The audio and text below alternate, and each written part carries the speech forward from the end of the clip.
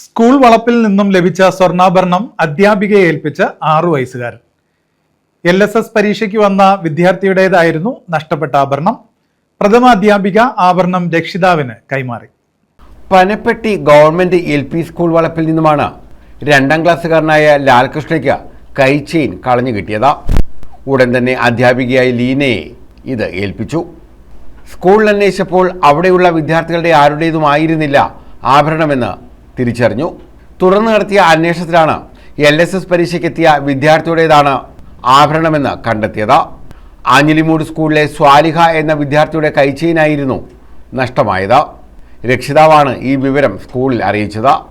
തുടർന്ന് രക്ഷിതാവും വിദ്യാർത്ഥിയും ചേർന്ന് സ്കൂളിലെത്തി ആഭരണം ഏറ്റുവാങ്ങി. ആഭരണം കണ്ടെത്തിയ ലാൽകൃഷ്ണന് ചോക്ലേറ്റുകളുമായാണ് സ്വാലിഹ എത്തിയത്. പ്രഥമാധ്യാപിക BI വിദ്യാറാണിയാണ് ആഭരണം കൈമാറിയത്. News bureau, Sasthamkotta.